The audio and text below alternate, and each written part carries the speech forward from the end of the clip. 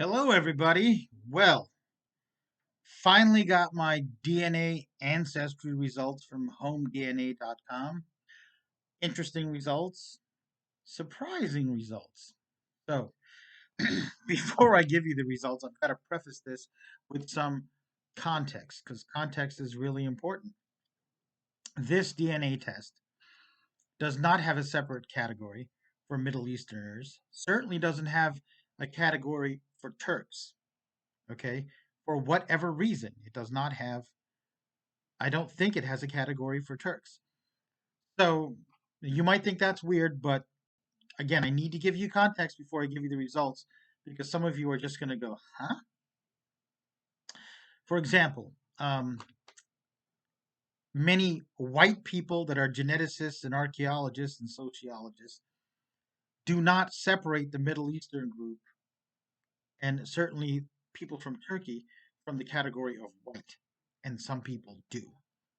Um, Turk Turkish people and Turkic people are two distinct things because you can go to Siberia, Kazakhstan, Xinjiang, China, Turkmenistan, and you meet Turkic people, and these people look very Asian, very Asian. In Xinjiang, though, you have many of these people that have you have blondes, you have redheads, you have people with hazel eyes like mine. When I was a kid, they were very green. They got a little browner in my teenage years, and now they're more blue. Take that as you will. Um, in Afghanistan, you have quite a few. The Celtic people originated in Afghanistan. That's an archaeological fact and a linguistic fact. And they migrated in different directions. The early Turks first show up in history in the records of the Tang Dynasty as a vassal state or vassal people of the Rorian cognate. The Rorians were sort of a Celtic group. Um, and no doubt at some point there was some intermingling. Okay. So, because the Turks eventually, with the help of the Tang Dynasty, overthrew the Rorian cognate, and that's where the Gök Turks come from. But they didn't genocide those people. They didn't kick them out of the steppes. They merely conquered them. They probably integrated with them, and certainly conquering males tend to acquire females from the conquered group. All right, we're not talking about a British style of invasion or a European style invasion where often indigenous people are wiped out, and we're not talking about the ancient Hebrews who would destroy entire populations in the areas that they invaded according to their Bible. So, that being said, um, because the biggest surprise was that the largest group present wasn't Turkish or Turkic. That explains why, because they did not separate them from either Caucasians or Asians, right? I need to give you one more bit of information. Many Arab peoples are considered white, certainly in the US Census, and some of that is, you know, simple genetics because the Semitic people are neither African American, they're not neither sub-Saharan African, nor Asian, nor European, and they're not necessarily related to other groups in the region like the Persians or the Turks. And the Turks, remember, are latecomers. So um, it can get confusing. So let me just get to the results and we could do some more discussion. So it says that I am 70%, 77% European, European genetics, with the largest uh, number one country in that group in the European. There, I think they're really talking about Indo-European peoples. It says Afghanistan. This will come as a shock to you because, well, people in Afghanistan are largely Muslim and they wear turbans and things. So many people think that they're like the Arabs, but they're not at all Arab. They're not Arab people. They're not North African. They're not Saudi Arabian. They're not like the Syrians or the Iraqis. And the Syrians and Iraqis do have different ethnogenetic groups. So I'm like, okay, well, that makes sense. My dad's an Uzbek from Afghanistan. That completely makes sense. Bearing in mind that they didn't put Turkic and Turkish people as a separate group. Second country, they named the top six, uh, you know, groups. Second was Ireland. So I got a bit of the Irish in me. So the number two group in my dominant group is Irish. And remember, the Celtic people came out of Afghanistan. At some point, they intermingled with the Turks.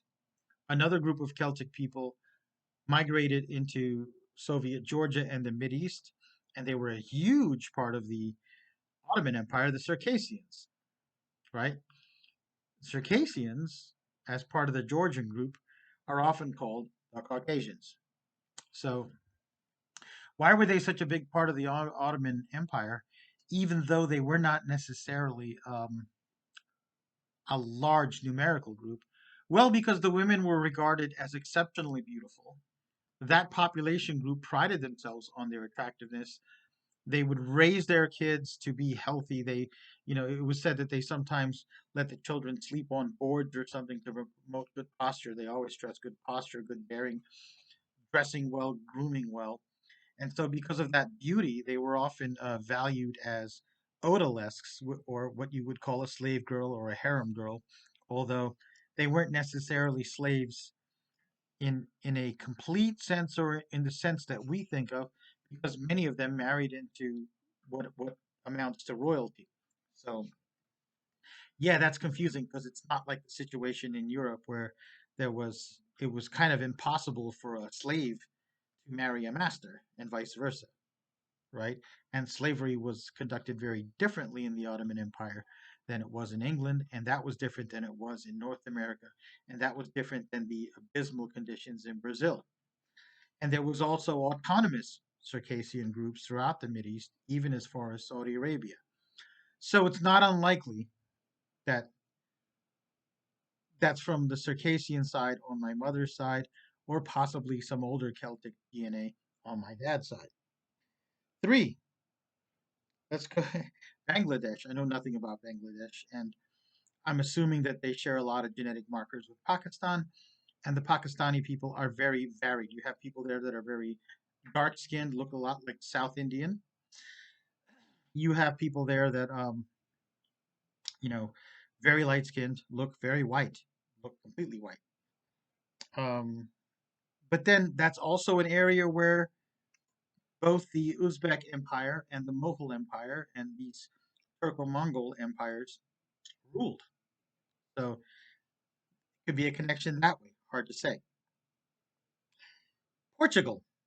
My brother said when he went to Portugal with his wife, who was from Kazakhstan, um, they all looked at him like he was local. He looked at them. He's like, they look just like people in Turkey. We look like Portuguese people. They look like us. My experience with the Portuguese people when I lived in Kearney, New Jersey, I operated a martial arts school there. And the Portuguese people, I'm like, these people look very Turkish. And I said, these women look exceptionally beautiful, dark eyes, dark hair, light skin, features that, you know, you could tell that they were European, but they look very Turkish to me. So yeah, I could see that. And I'm cool. I like the Portuguese people there. I thought the women in particular were extremely attractive, right? And they were by and large very hospitable people. Tunisia, which is North Africa, right? But not African. According to these tests, I had zero sub-Saharan Africa. I had zero Native American. So Tunisia, and again, that was part of the Mamluk Sultanate, if I'm not mistaken. Many Tunisian people have Turkish blood in them. So interesting, but Tunisia is an Arab speaking country. It would not surprise me if, that might be some Arab in there somewhere, but it's hard to tell. This test isn't very accurate in that regard in terms of nationality. Finally, India.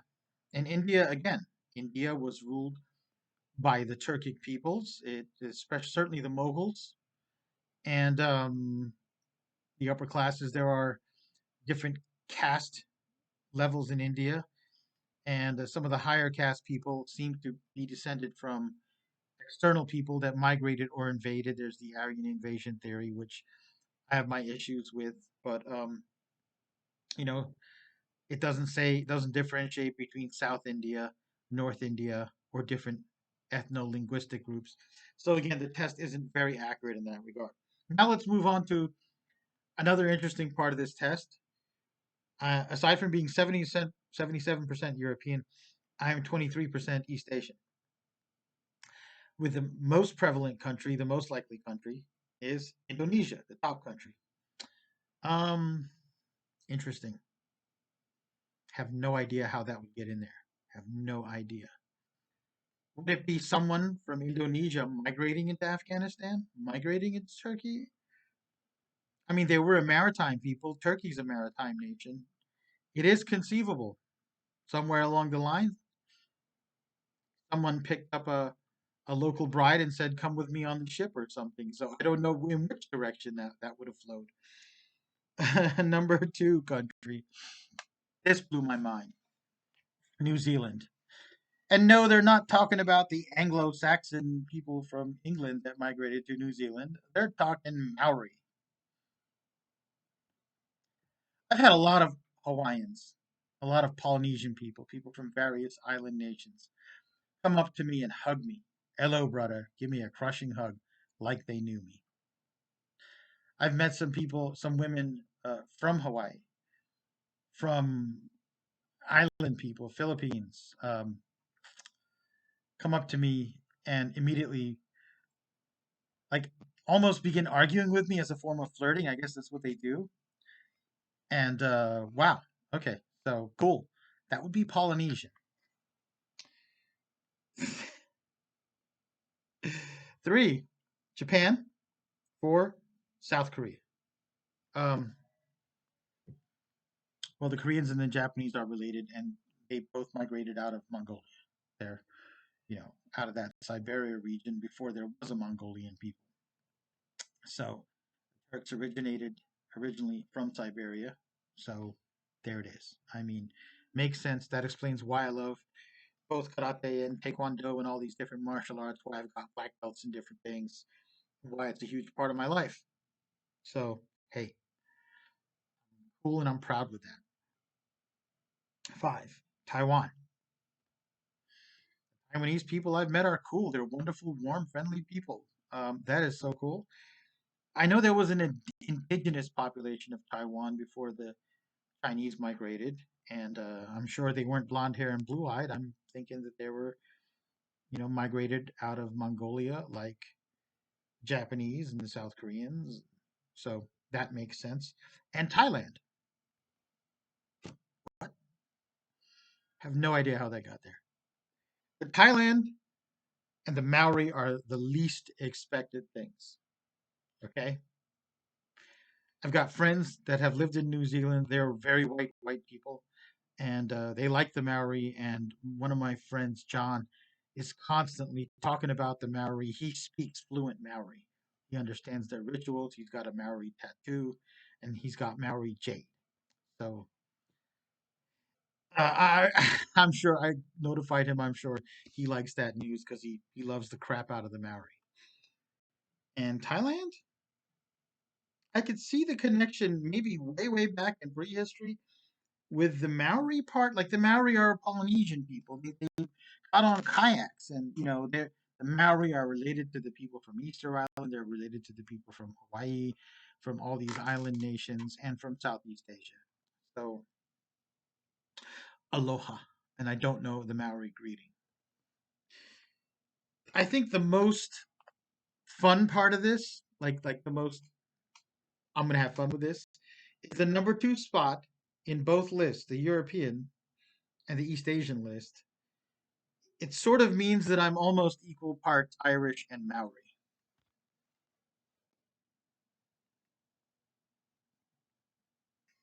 I'm gonna have so much fun with this. I think I need to get myself like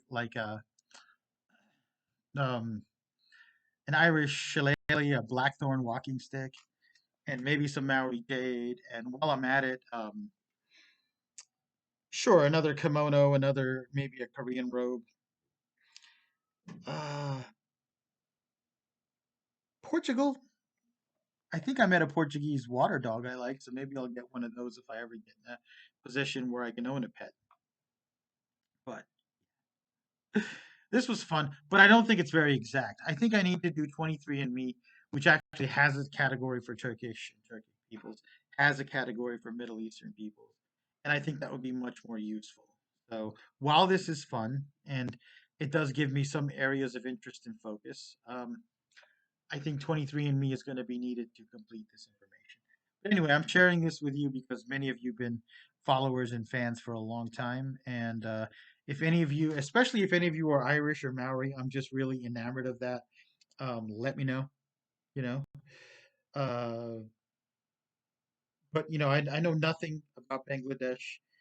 I know a lot about Tunisia, India from research. I know less about Tunisia, Portugal. Um, yeah, we're all related if you go deep down to it. This helps me narrow it down, right? And ultimately, it's as Bruce Lee liked to say, under the sun there is but one family. So this is just further evidence that we are all interconnected. And another fun fact: I'm whiter than the Duchess of Sussex, Meghan Markle. I got the whiteness and none of the privilege. The way I look, I've been called all kinds of racial slurs and been discriminated against. So here we go, folks. Anyway, y'all have a wonderful day.